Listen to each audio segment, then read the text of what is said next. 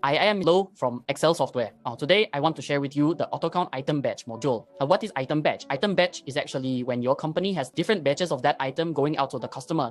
In such situations, you might need to control some expiration dates or its quality aspects.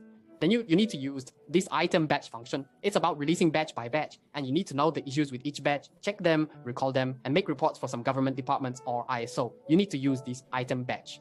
Then it's used batch by batch. So which kind is usually used? Check the expiry date for those in F&B. Whether you are in retail or wholesale, you need to check the expiry date. Then you need to use this item batch module. And if you are in the pharmaceutical industry, wholesaling medicine, wholesaling those cleaning medicines, of course, there is an expiry date. Or beauty products, using those products, cleaning solutions or whatever. So if you have an expiration date, you need to control its expiration date, then you need this module. Another situation is quality control. Like if your company has applied for ISO from raw materials to production, you need to check the whole batch. Then you also need to use this item batch function. Then in a situation like ours, you sell food products and each batch might differ slightly. You're worried that the color might affect customers, then you can also use this item batch. In the future, when you sell, you need to use this item batch to check how to control using that item batch. So finally, wholesale vegetables, if the volume is too large or something and you're worried about having too much volume and it gets sampled by Desco or Tesco, then you need to check batch by batch where the vegetables have been wholesaled to. In this situation, you also need to use this item batch module. Finally, the timber industry. So in the timber industry, they might come in load by load. So each load is a batch and then they gather into boards. You need to control the lot from arrival to board gathering. And for that, you also use a batch. This batch is quite useful and cost effective. So Sir Bruce, let me explain how this item batch operates. Now let's explain how this item batch operates. First, let's enter the first step, the enter opening balance by batch. So each product has its own expire date and how to update this expire data. So when you enter the item, first you need to enable the item batch module. You go to tools, program controls, module settings, and then to this function, item batch. Usually, this is only available in the Pro Edition, Professional Edition, and above of AutoCount. After you enable it, you go to item, stock item maintenance here. Here you can find this column has item batch number. You see it's not checked here. So when we edit, you see there's a control by batch number here. Let's say we have two products. Two products have batch numbers. The third product does not. So we do a sample. After you check it, you will see these two products have batch numbers. Then you need to key in that batch number. You can edit back the previous item. And here you can key in that batch number. So you can key in here. After keying in, it will appear in the opening balance maintenance. You apply it here, then it will let you select the batch number. So here, I do not recommend using this item batch, filling in item opening balance one by one, because it is very time consuming. So I suggest you get that Excel from your dealer to import the opening Excel. Once you have that Excel, it usually has red, and the red ones are compulsory to key in, while the black ones are not necessarily required to key in. And also the quantity and cost, it's best to update them at the opening, otherwise your costing won't be accurate.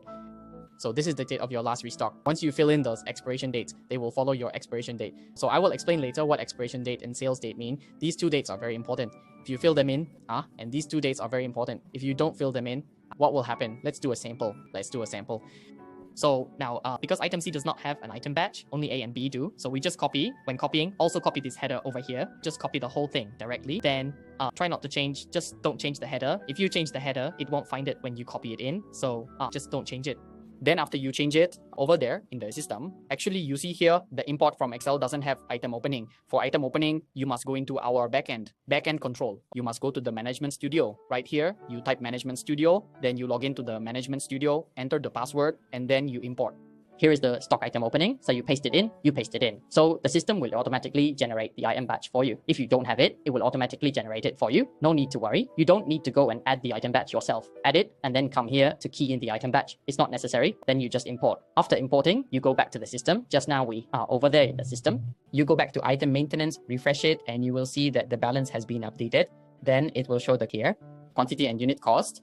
And also in the opening balance maintenance here, you see it has already filled in these two batches for you. So you don't need to add them yourself.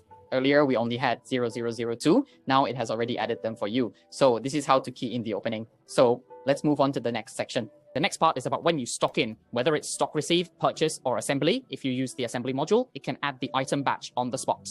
All right, after this, we'll talk about shipping and how to select the item batch. Let's first talk about purchase, how to operate when purchasing. So let me show you the system. When we enter the purchase invoice, you will select the item here. If the supplier sends it with the same batch number as the previous batch, you just need to select that batch number. If this is a new batch number, you just add a date. This batch number can be your current date or your expiration date. If you want to enter the expiration date, just enter it like this. If you want to use this date, then enter this date. Some suppliers don't give you a date, so you create an expiration batch number yourself. Some suppliers don't give you an expiration batch number. You can use the expire date or your invoice date to change it as your batch number, and that's fine. The invoice date and delivery month indicate when you bought this batch, but you need to fill in the expire date correctly when this product expires. The expire date and last sale date are very important. Let me talk about the last sale date first. The last sale date is the last day you can sell it. If the last date I can sell is October 20th, 2024, it must be sold before 2024, then you put October 15th, 2020. Some companies want to control it. Maybe it can't be sold 3 months prior. So the expire date might be January 2025, but it must be sold before October 15th. So you just key it in like this. This is the manufacturing date, which is the date when it was produced. So there are 3 different dates. Or you can choose not to, it's not important. The most important is still the expire date because we will make some reports to see which goods are about to expire. Then this last use date, after this date, you cannot enter it. It's that simple. You just add it in. You have to add them one by one. If you have 2 batches, enter it twice here. If not, I will use this date, the automatically generated date. So I just enter the quantity and also these units. If there are other products, you fill in the other products. You see, if you select item C does not have an expiration date. You cannot add it. You are completely not allowed to add any item batch. Only those that are relevant, you can add the item batch. So I am also adding another item batch here. We are just doing some samples, Okay, so we just save it. Invoice number, if you want to fill it in, you can. If not, you can close it and it will pass. Besides purchase, of course, you can also do it when you receive stock. Here there is also a batch number. You can add a new item yourself. If you have selected that item, the related item, you can add it. Also, MP Mobile, I am not showing it here, but just to let you know, in these places, as long as there is stock in, you can add the expire item batch code and item batch number on the spot. So let's move on to the next part. The next part is about how to select these item batches when invoicing or when shipping. Regarding the date, if we sell the last sales, it must be sold out before this date. So after we sell over, we can't select it anymore. How do we do this? So let me show everyone. When we make an invoice, similarly, you can see here, I selected the item here. It will let you choose from many batches. If the customer wants, say 400, then you can choose which one to do first. Let's say do this one first and then this one. You see this one on the far left can go up to 100. So you enter 100, then the second batch, 50, come from here. So you select 50. That's how it's done. After entering one item, you then enter another item. Although it's a bit troublesome when we check the stock balance, which ones have expired and which ones haven't, it's more convenient. There are pros and cons. The advantage is that it's easier to check and you won't sell expired items to customers. So the downside is that you have to enter many lines. If it's the same item, you have to enter many lines. So over here, actually, there's also this show, Insane Info. You can see its balances, balanced by different batch numbers or by different locations, with different batch numbers also below.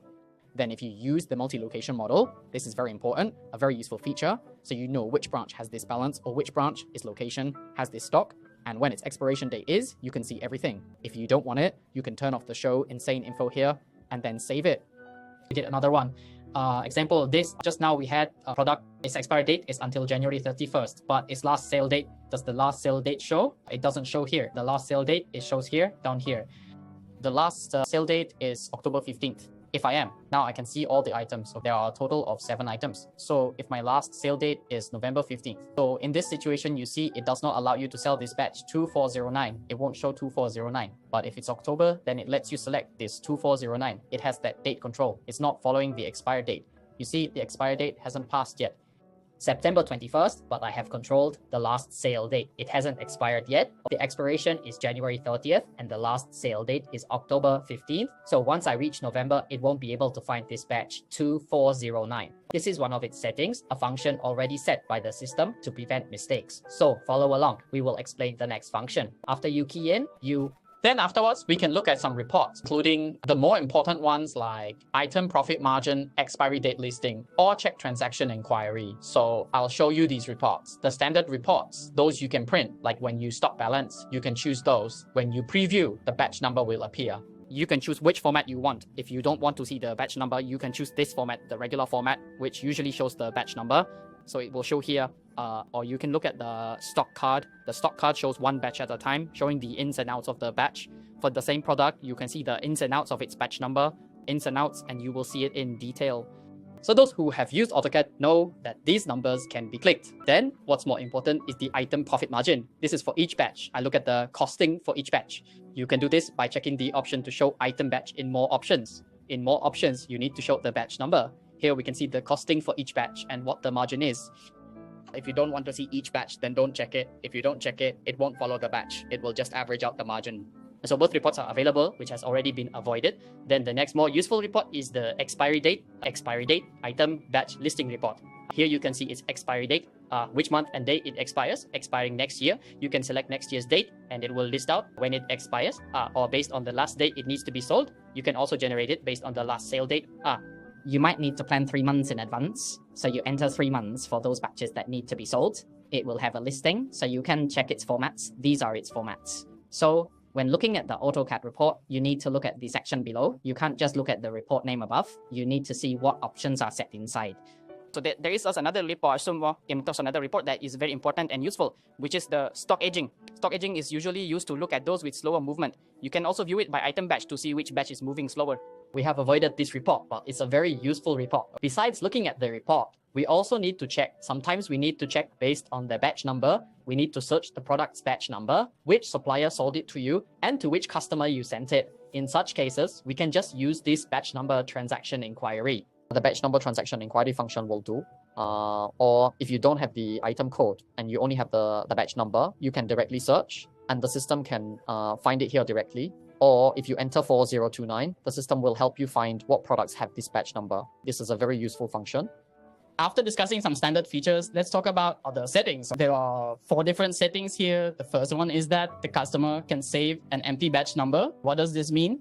You see now, because we have checked the batch number for the item, when you make a purchase invoice, if you select a product with a batch, in this situation, it will remind you that the batch number must be filled in. If you don't fill it in, it won't let you save, including when you sell. For the sales invoice, you also must fill in the batch number. So here, if you haven't filled in the batch number, it won't allow you to save it. There are some bosses who want to allow their employees to save. Maybe they don't have time to print the purchase invoice and still need to issue a sales invoice. So there's no way around it. You can choose the tools option. There is a general stock setting here, allow to save empty batch numbers. With this function, you can then in the sales invoice. So let's say I now select item B. The batch number is left empty. Let's say I want to enter 10 at $5 each. Then it's done. So it will still ask you, and then you can choose to save. Previously, you couldn't save at all, but now you have this option to save anyway. Save anyway, even if you haven't filled it in. Be cautious with this. If you want to set this function, remember to be a bit careful. So let's look at the next more useful thing.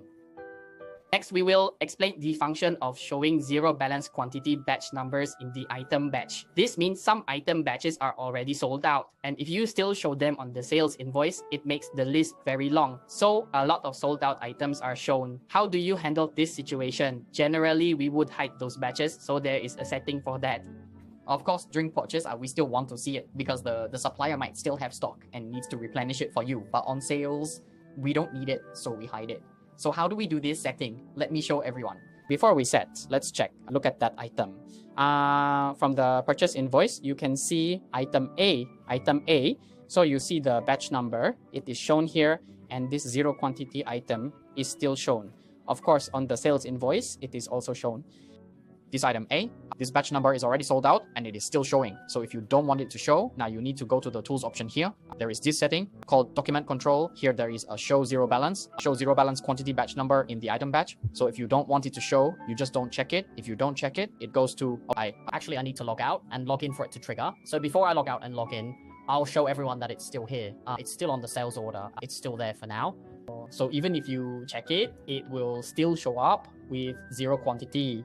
So after you set it up, you must log out of the entire system and log in again. After logging in again, when you look at this product, item A, it will hide the zero quantity for you. So this is its function. Of course, when you purchase, the supplier might still give you the same batch. So for the supplier, it doesn't hide it for you. It doesn't hide it for you. Oh, it doesn't hide it for you. Only on the sales side does it hide it for you. The supplier usually gives you a batch. And if you don't have one, you just add a single batch yourself, which is simpler. So on the sales side, we don't need too much because when selling, you can just select directly, right, for storage. So this is for hiding those sales grand sums. Remember, it only applies to the sales part, not the purchase part. And remember, after setting, log out and log in again. So let's move on to the next function. The next feature is that when we print the invoice, it cannot match the batch number. So it won't show so many lines. It will just show the quantity. It depends on you. We can settle it either way. How to show it, we'll show you. This setting rarely happens. It rarely happens. You see, in some situations, if by accident, one of the employees keys in 2 batches, it results in 2 lines of the same product, the same item. Here, it might be keyed in like this, resulting in a total of 4 lines.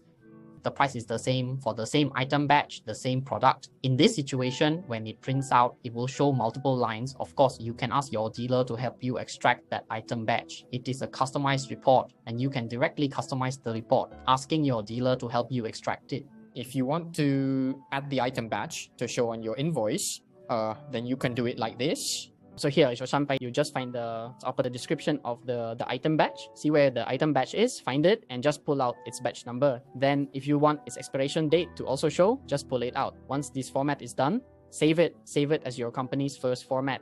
After placing it, you just directly preview it, and you will see the batch number will show up. So if this info is the same, then you don't need to show these lines. You can show 1 or 250. So also 150, you can check it in the report document style, report control here. And you can merge when the batch number is the same. You check it and it will merge with that batch number. It will help you merge it. Of course, this is a less commonly used function, but it's fine. Consider this as extra knowledge. So let's move on to the very last function. The last function is when recalculating stock costing, you need to ignore the item batch, because when you calculate the cost for each item batch, it takes longer. If you ignore it, the costing calculation will be faster. All right. So how to do this? Let me show everyone the method. Calculating costing is under Tools, click on Stock Costing option, then there's an Advanced Costing option here. You don't want to calculate costing with the item batch, so untick it. After unticking it, you need to save. Remember to save that setting. Once saved, then you recalculate. Recalculate means to calculate again, calculate one more time, and in the future, when you calculate, it will remove the item batch, so it won't show the EPP costing. If you want the EPP cost, you should not use this setting. What I want to explain is that if you untick and ignore it, the costing calculation will be faster. When you calculate costing in that situation, recalculating costing will be faster. I have finished explaining the function. Now I will explain a useful plugin. This plugin was developed by our team and is called EC Item Batch. If you have noticed, when creating the entire item batch, you have to manually create it yourself, and it's very slow. When selling, if there are 500 items, you have to select many rows and choose them yourself. We made a plugin, and when it creates now, we can follow a formula. Now you can share your formula, and we will use that formula to create the new item batch. This way you won't have to go through so much trouble. And then every time you select to sell this product, if the product has an item batch, a screen will pop up. On that screen, you just need to enter the total quantity, and we will sort the expired dates for you. Pay attention to the expired date section. We have organized it well. Once it's sorted, you can take it to the store to process invoices and delivery orders. So it will quickly generate an invoice like this. Previously, we had to enter it line by line, but now we have this program. But this is a purchased plugin. If you are interested, feel free to contact our team. Our phone number is 0049672631. Thank you, everyone.